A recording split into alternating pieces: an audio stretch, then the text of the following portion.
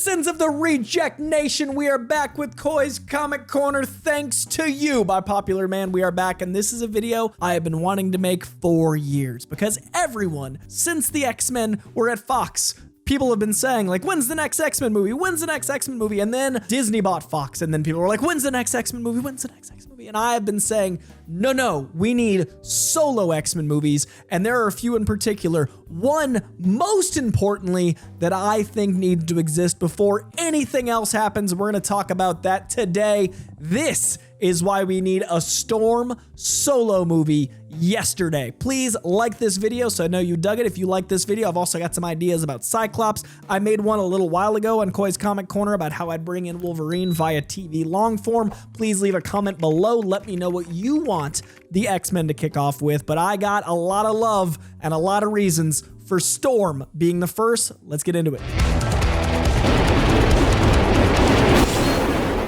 You might already know this, but here's a basic origin of where Storm came from. It changes a bit. Continuity in X-Men's a hell of a thing, but in brief, Storm was born in Kenya. Her family then moved to Cairo, and then upon visiting Kenya again as a teenager, her powers developed, and then she went from being a thief, which I think is very important, I'll talk about that later, to being revered as a goddess when she was able to actually make weather patterns to bring food to the people of Kenya. I think all of that is essential, especially with Kenya being a real place that faces poverty, plus all the Cairo origin stuff, making it a very important character for a number of people. So there's a few reasons that Storm is the candidate as the most compelling character to get a solo movie. Now, I'm going to acknowledge right off the bat, they tried this, not with Storm, but do you remember before Avengers had their solo movies leading to a team, which would be a similar idea here, using the X-Men to have your solo leading to an X-Men team, but you don't need to do it quite that much because a lot of X-Men are already known. That said, Storm deserves this and is the most compelling because she has not just the best arc of a character that goes from thief to goddess and lands at queen along their way, but does it in a way that we identify with this character because we have been much closer to where she is. We've been people that are looking for food and people that are not to her level, but necessarily, I don't know what your life's been, but people that have been so hungry they'd do anything. And I think that makes, by the time she gets to queen, even more captivating than, say, T'Challa. We want to know what it's like to be on both sides of this incredible equation, and I'll talk more about her characterization in a second, but barring all of that, even if this character didn't have the insanely perfect origin or something that we've already tied bits of her later in life lore to, this is the most cinematic character possible. Storm is a character that might work even better in movies than in the medium of comic books where she lives, might even work better than in the medium of TV where she's excelling in an animated series again, as she has before. This is a character that should have been the leads of the other X-Men films, not someone relegated to what happens when a toad gets struck by lightning, the same thing that happens to everything else. That is insane because this is a character that is a Roland Emmerich film in all the good ways meets all of the compelling elements of your favorite Oscar drama. This is what we love about movies. This is the big, insane, global spectacle of a witch of weather. Someone who literally can manipulate the weather patterns to fly, to shoot lightning, to change sand to glass, to change temperature, to cause tornadoes. Everything you love about weather movies, whether it's Twister or any number of hurricane films or any of the $5 Walmart movies, that sheer spectacle of, oh my God, this is the only way to see this safely is on screen instead of living through it, is wrapped in Storm, but with the amazing narrative of a woman who grew up on the streets, who had to steal to survive, who then realized she was a goddess, who then was worshipped, who then had to adjust to that and figure out what that meant to her morally, who also then married a king and became a queen of a nation that was private and then revealed itself and had all those new responsibilities. This is a story of the utmost responsibility. What does it mean to be so hungry you'd steal? What does it mean to be left isolated and alone? And then adding to that, all of the struggles of developing powers, of being someone that's going through puberty and realizing that stuff is happening and it's crazy. And then all of a sudden you've got the power of the weather itself and you're not a bad person. Because if she was a bad person, like a lot of people think thieves are, then she would use those powers horribly. She could end the world. She could run run a country. She could have become a dictator easily. People have become a dictator with a lot less than the power to wield all weather, but it shows the moral compass of a character, which is what movies are about. It's showing a character evolve and change and why we need to listen to everyone. I guarantee you 9 out of 10, maybe 8 out of 10, I'll be generous. 8 out of 10 people would assume a thief is a bad person. I want a movie that shows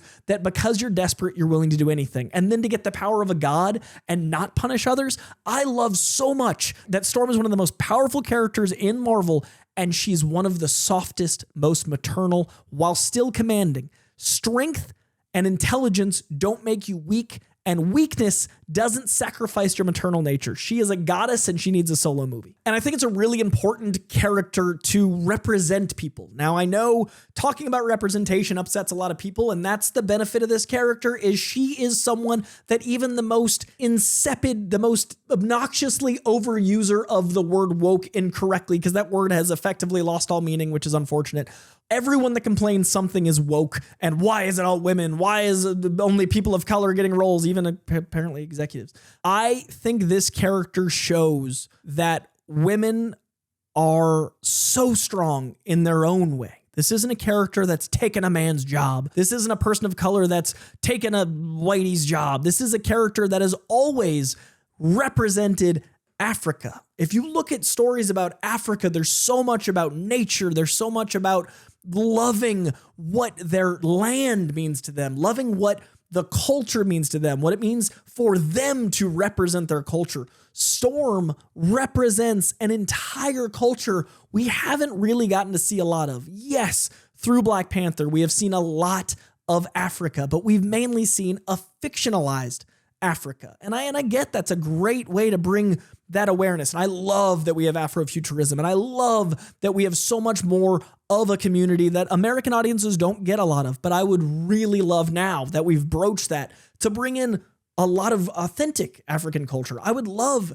to see real African communities represented. I would love, like we had with Echo, to see actual folk from a certain non-fictional land get a character. And I would really love to see what that does for people again, because we're in a really tricky spot with Black Panther where this does allow for some of the recast T'Challa movement to maybe feel some closure. It's not easy to have so few black characters be as important as Black Panther and to lose Chadwick.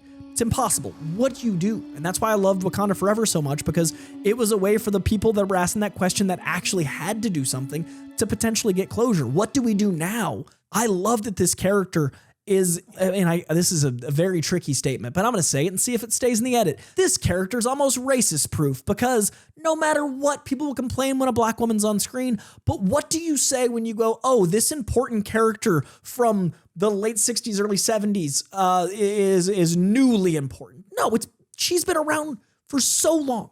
It's been important for so long. And because we need more of this, what a perfect example. And it gets to be a representation of a real place. And so many people live in so many third world countries and in so many horrible situations that don't get to feel seen. There's so many people that have been so poor they had to steal that never get powers and they don't feel seen. What's more empowering than seeing yourself on screen and seeing you become a goddess? I love Black Panther. I'm going to keep using that example because they get married, but he's a king. He was a prince. I don't identify with being born rich. I would love if Storm got to be the first X-Men to get a solo movie to go like, hey, that's what it must be like to get powers and not know how to wield them. I remember being a teenager. I remember when hormones were driving me nuts. I can't imagine if I could shoot lightning. What must that have been like? And for that to also represent a ton of people that don't get as much representation as people that look like me, I want that. I need that. I think Storm's the right move. Storm is tricky to do before the X-Men because she's obviously so intrinsically tied to the X-Men themselves. What you do is you do like Civil War. You take iconic stories and you just use thematic elements. You grab certain key moments and tie them into things that work for a solo endeavor. And I think you can build on some of the very important solo stuff that even might have taken place in a team book. So Storm coming before the X-Men might sound tricky because she's a leader of the X-Men, which is also a reason for her to have the first solo movie, if not one of the first. She leads one of the two teams. They split into blue and gold teams. Cyclops leads one. She leads another. Cyclops was my other pick. If you want to see that video, let me know. I'll make a solo Cyclops video. But for now, Storm, obviously first. Storm is a character that is tied to so many team comics, but within those team books, she has a lot of really great arcs. So recommending you some comics and some things they could do in the movie. Life Death, you probably just saw in X-Men 97. Life Death's about her losing her powers. And imagine the ascent of going from having nothing to having everything and then going back to feeling like it's nothing. You wouldn't feel as bad as you felt when you were impoverished, but you would feel a loss of power, especially when you were a goddess, what that would be like. And I love the idea of that walkabout, that concept. And I think you could play with that, not necessarily to like the first movie, but maybe set some seeds of her going the other way. What would it be like to suddenly have all that power? How would you negotiate with yourself about what was just, what was allowed, what's it like to wield power? That way later on, do Life Death, maybe even in a team movie, do a Storm too. But like, I think setting up seeds of kind of the mirror to Life Death would be incredible. I also love her stuff with the Morlocks. She fights with the Morlocks a lot. She was the leader of the Morlocks at one point, and she's got a lot of relationships with not just the pretty public X-Men, but the people that have powers that mutate them beyond public consumption. Like there are X-Men that live in the sewers because they're so ostracized and they're so belittled that they are pushed into the underbelly of society. And that's a further commentary on like the X-Men have it bad because they're saving a world that hates and fears them, but they're still like pretty attractive televised people. What about the people that turn into green warts and or their powers go off and it emits horrible smells? Like, what about the mutants that can't even be in public? And I love that Storm, a goddess, is wanting to identify and wanting to help people like that. And she uses her life experience from when she didn't have powers to like, you know, how to be street smart, how to run those things. I think showing Storm street smarts and all of those elements can tie into the Morlocks, and maybe her having the Morlock story introduced in her solo movie leading to the Morlocks being important later would be really interesting. I'd love to see a commentary on what happens when a girl that's a thief that feels alone finds family in crime, and from crime finds a team of heroes and then feels tricky about later on running into that group of criminals. And what does it mean to be a criminal when you have nothing handed to you? And that could also tie beautifully into Gambit. Gambit has a similar situation. There's a lot of really unique stuff for Storm's mini arcs in the comics that could tie greatly into a solo movie.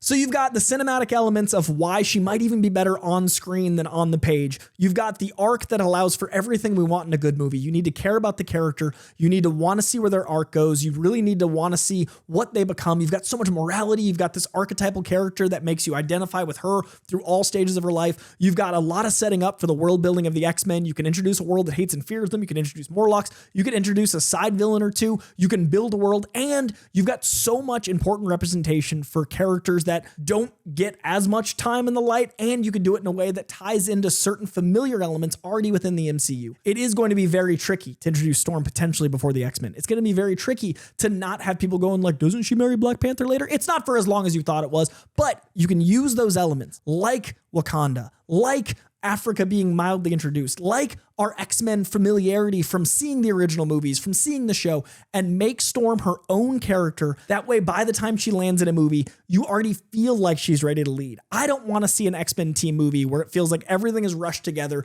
and then someone gets elected leader and we don't know who they are or care who they are. If you're getting an X-Men movie that has even as few as 5, 6, 7 characters, that's a lot to bring together. I know Guardians did it. But what if instead of going the Guardians route, we went the Avengers route and we had some solo movies and maybe a couple movie with Cyclops and Jean, but Storm first to kick off the X-Men. And that's how I'd bring the X-Men into the MCU with Storm. So what do you guys think? Let me know in the comments below. Please let me know how you want to see the X-Men get introduced. Let me know what you'd want to see in a Storm movie. There's a lot of great comics. If you want more comic recs, let me know. And also, how do you think we'll get our first live action X-Men? Think they get introduced at the end of Deadpool 3. There's so many options. Let me know below. Please like this video. Please leave a comment. If you want more Coy's Comic Corner, let me know what you want to see. Much love, Reject Nation. It's going to be back.